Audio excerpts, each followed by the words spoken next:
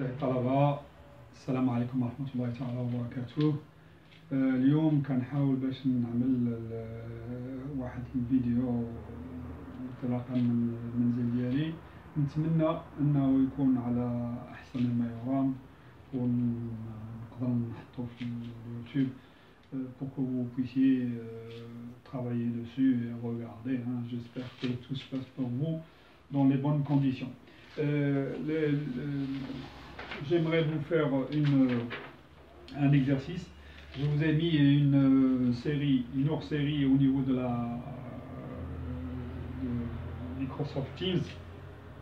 Aujourd'hui, je vais traiter que le premier exercice. Je traiterai des exercices au fur et à mesure que ça avance.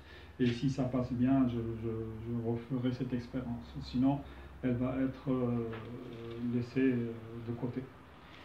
Bon, si je prends le premier exercice, le directeur administratif de la société Xtra s'est intéressé au nombre de clients servis par la nouvelle recrue.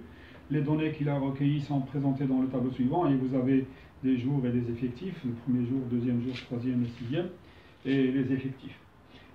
Bon, cet exercice-là, c'est un exercice que j'ai posé à un examen pour voir un petit peu comment les étudiants se comportent avec des données quand ils les voient pour la première fois. Et là, c'est un exercice relativement libre. Il n'y a pas d'obligation au niveau de l'approche. Enfin, c'est pour ça, d'ailleurs, la première question, c'est une question de mise en route qui permet de justifier les traitements qui sont ultérieurs. Enfin, la première question, j'ai demandé quelle est la variable aléatoire d'intérêt. Enfin, ici, on en notera dans la suite grand X. Selon cette variable aléatoire que l'on prend en considération, automatiquement, la variable aléatoire s'en trouve définie et donc tout le traitement qui se comporte à cette variable, qui se fait par rapport à cette variable aléatoire-là, est imposé par ce qui est statistique descriptive. Ici, s'il s'intéresse au jour, c'est une variable aléatoire nominale, ordinale. Les jours ne se différencient que par leur nom, le deuxième jusqu'au sixième, donc ça peut être lundi, mardi, jeudi, etc. Et ordinal parce qu'on les classe par ordre, premier jour, deuxième jour, troisième jour, et donc c'est ordinal. Et dans ce cas-là, tout ce qui va se faire, c'est en fonction de la variable aléatoire ordinale, nominale ordinale, parce que les modalités sont automatiquement ordonnées et ne se différencient que par leur nom. Donc la variable aléatoire x, le traitement qui va se faire va se faire comme si c'était une variable aléatoire ordinale. Et puis après, les questions qui s'en suivent vont être traitées d'une manière naturelle, comme on a vu en statistique descriptive. La deuxième approche, c'est que la variable à laquelle je m'intéresse, c'est le nombre de clients servis par jour. Et dans ce cas-là, c'est une variable aléatoire quantitative. Mais ce qu'il faut savoir, c'est que la taille de l'échantillon, elle est dans ce cas-là que de 6, parce qu'il n'y a que 6 valeurs. Et donc le traitement va se faire avec cette valeur-là, donc avec ces questions-là. Enfin, je vais essayer, et là c'était l'objectif de l'exercice, à savoir que selon la chose que nous prenons au départ, qu'est-ce qu'on peut faire comme traitement. Donc si, première possibilité, c'est de dire x, la variable aléatoire, jour,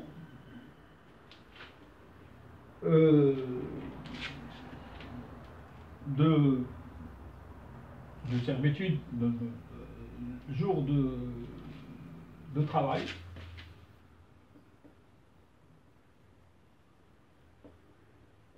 de la nouvelle recrue.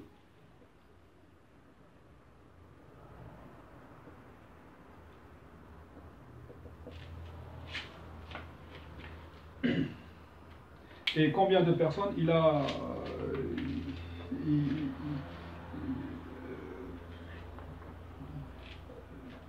chaque client va mettre une fiche dans laquelle il va mettre le jour où il a été servi par la nouvelle recrue. Et donc, automatiquement, les données vont être ordonnées selon le jour, lundi, mardi, etc., ou bien premier, deuxième, troisième jour, à partir duquel il a commencé son travail.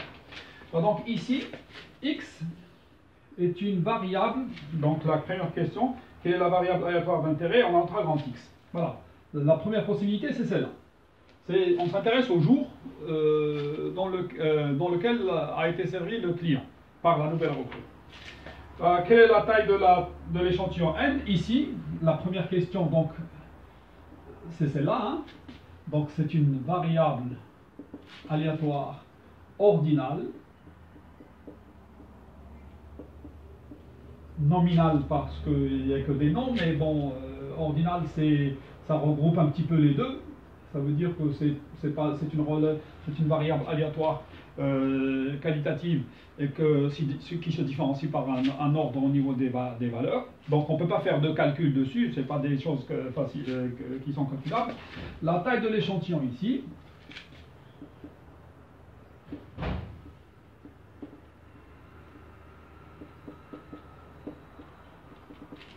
et n égale la somme des NI.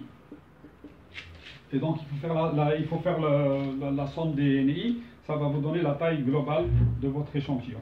Et donc 13 plus 17 plus 22, donc ça fait 13 plus 17 plus 22 plus 26 plus 8 et plus 35. Et vous faites le calcul. La troisième question, ça concerne les caractéristiques habituelles que l'on peut associer à cette variable aléatoire. Eh ben, il n'y en a pas des masses. Hein. Il y a le mode.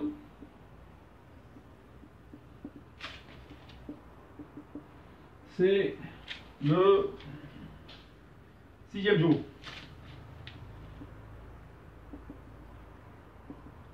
Effectif 35. Ben, une fois qu'on a calculé, puisque c'est ordonné, la médiane. La médiane, je vais faire le calcul au niveau des sommes, ça fait ici 30, 52, 78, 80, 78 plus 8, ça fait 86, 86 plus 35, je vais faire le calcul, hein. C'est pas un problème. Donc, 13 plus 17 plus 22 plus 26 plus 8 plus 35. Ça fait 121. Donc, 121. Ici, n égale 121. C'est égal à 2 fois 60 plus 1. Donc la médiane, c'est la valeur d'ordre 61. Et quand on regarde les effectifs cumulés, ça va nous donner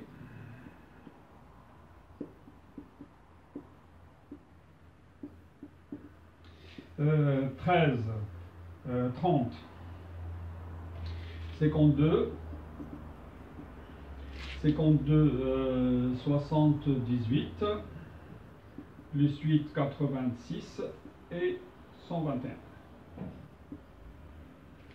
Donc ici,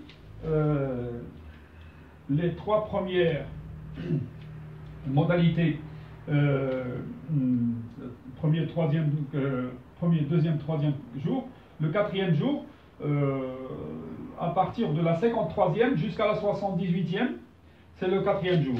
Et donc ici, c'est le quatrième jour, qui est la médiane. Voilà. Ça finit cette partie-là concernant l'approche. Si je considère que x, la variable aléatoire, le jour où le client a été servi par la nouvelle recrue. C'est une variable ordinale la taille, c'est la somme des NI, etc. Et ça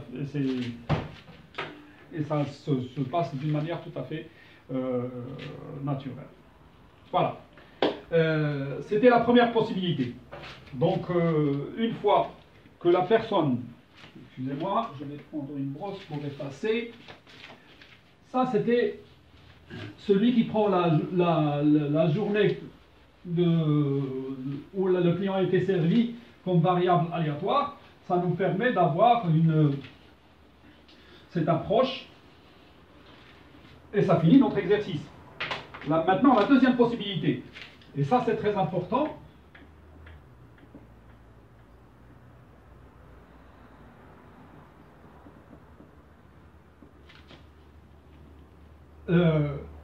Si on considère le nombre, donc x, si on considère le nombre de clients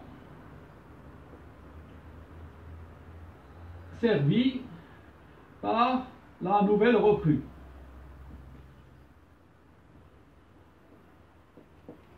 J'ai la possibilité de considérer cette variable aléatoire. Donc ici,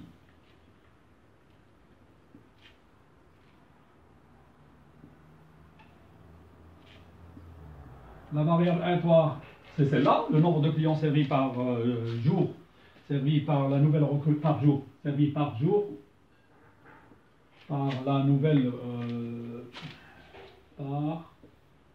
par jour par la nouvelle recrue. Donc là, c'est une variable aléatoire quantitative qui impose une autre vision. Donc c'est très important. Sa nature est quantitative. La première question c'est celle-là. Donc la deuxième question, ça va être quelle est la taille? La taille de l'échantillon est n égale 6. Il n'y a que 6 valeurs. Les 6 valeurs qui sont données dans le tableau. Et ça, c'est un piège. Non, c'est un exercice dans lequel je voulais tester, examiner l'attention que portent les étudiants à un exercice, comment ils le lisent, comment ils le conçoivent, etc.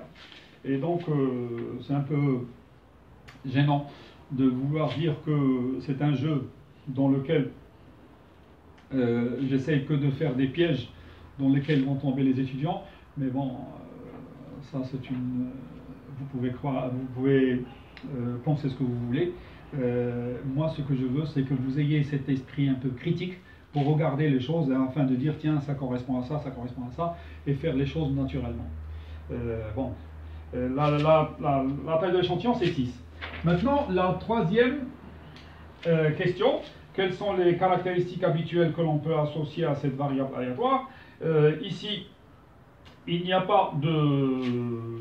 Toutes les valeurs sont différentes, donc il n'y a pas de mode. Hein. Ça n'a aucun sens de dire que tous sont des modes, parce que chaque valeur est unique. Donc il n'y a pas d'effectif plus grand de l'une par rapport à l'autre. La deuxième chose, par ordre croissant, les données sont... donc je vais les classer par ordre. Ça fait 8, 13, 17, 22, 26 et 35. 1, 2, 3, 4, 5, 6 valeurs. C'est bon, c'est ça. Donc, le mode, c'est pas possible de parler de mode, il n'y a rien à dire à ce niveau-là. Hein. La suivante, c'est la médiane. Ici, n égale 6 égale 2 fois 3. Donc, la médiane, c'est x d'ordre 3 plus x d'ordre 4 divisé par 2, à savoir, par convention. Hein. La troisième, c'est 17, plus 22, ça fait 39, divisé par 2. ça nous fait 19,5. Voilà. La moyenne,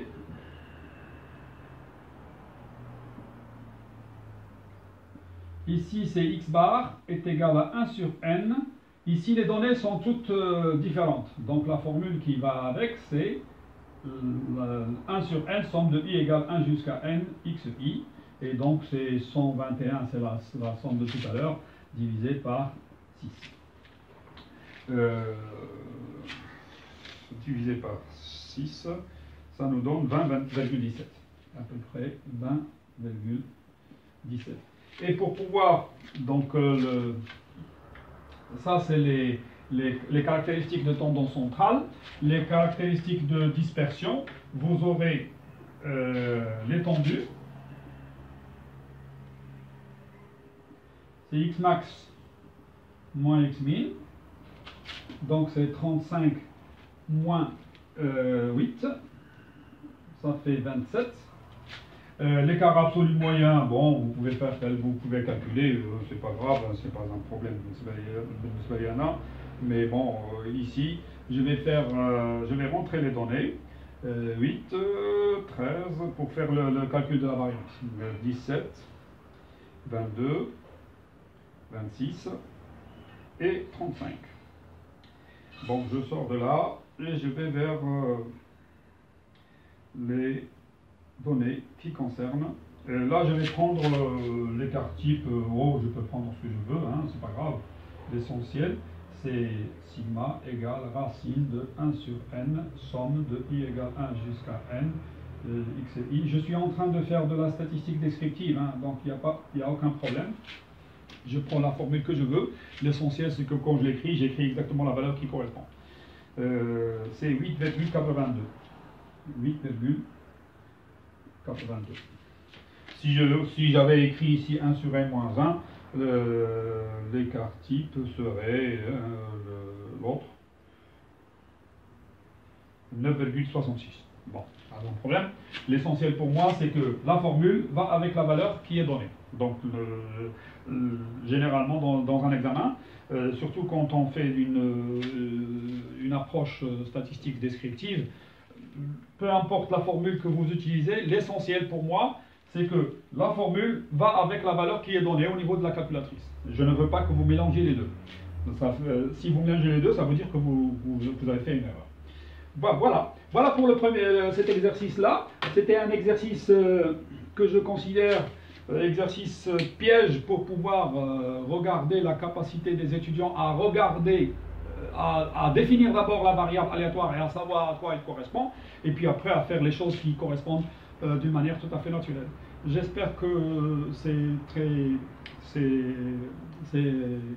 clair. Je vous souhaite une bonne journée, une bonne reprise. J'espère que cette possibilité-là de le faire chez moi va être d'un niveau assez acceptable. Sinon, on va faire toujours comme on fait, à savoir que je passerai au niveau de la fac et d'essayer de regarder avec M. Laouni, que je remercie beaucoup parce qu'il fait beaucoup d'efforts afin que l'on puisse mettre les vidéos à disposition des étudiants via via YouTube ou via le Microsoft Teams. Qu'est-ce que vous voulez que je vous dise? Je vais vous répéter qu'il n'y a pas mieux que le présentiel. Là, on essaye de regarder, on essaye de voir vos réactions, on essaye de discuter pour que vous puissiez comprendre davantage ce qu'on entend de vous. Ce que j'attends de vous maintenant, c'est que vous fassiez un travail qui soit acceptable et que Dieu nous garde de tout malheur sanitaire.